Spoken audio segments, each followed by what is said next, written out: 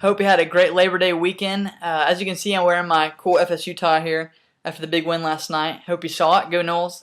But this weekend coming up, we have James chapter 2 in Sunday school, and it's a power-packed chapter of a power-packed book.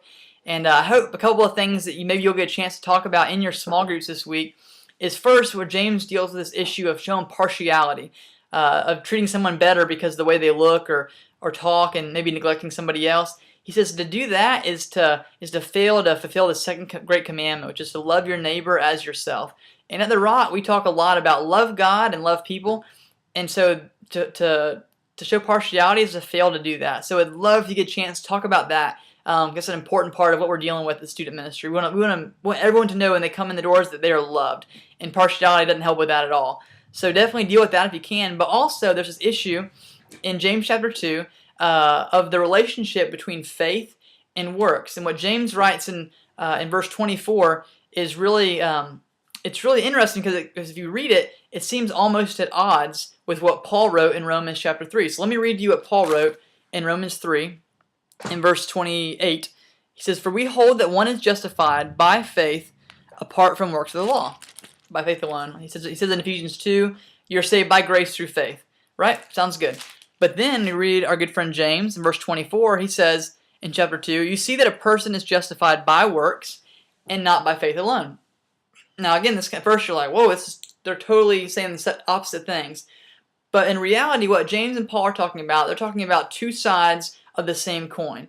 Because for James, which he talks about a few verses before, saying that you believe or have faith, and just, oh yeah, I believe in God, he says, hey, that's not enough because even the demons believe, there's a God and they shudder. But so he's saying that's not enough. You got to show me you're living it out.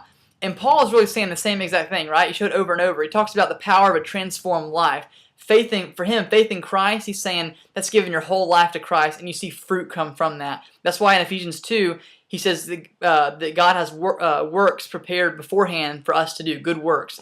So really they're saying the same thing, though they seem a little different. But hopefully you'll be able to talk about that with your group this week, because I know in at least a couple of the classes, there'll be students in there who I know are not believers, and so they're not followers of Christ. And so maybe you'll get to talk about that. But hey, there's a difference between just saying you believe in God, even the demons say that, and actually being a follower of Jesus Christ. So I'm praying that you'll have a chance to talk about that this weekend in your groups.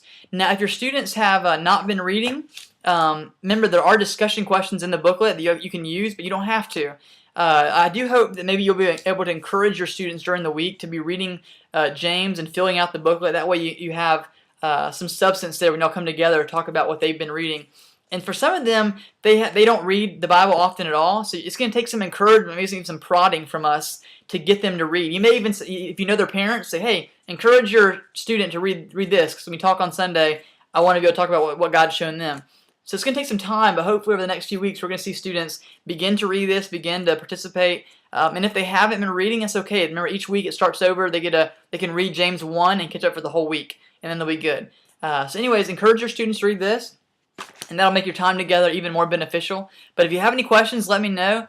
But if not, I'm praying for you, and we'll see you soon. And look forward to what God's going to do with this week in James 2. Thanks.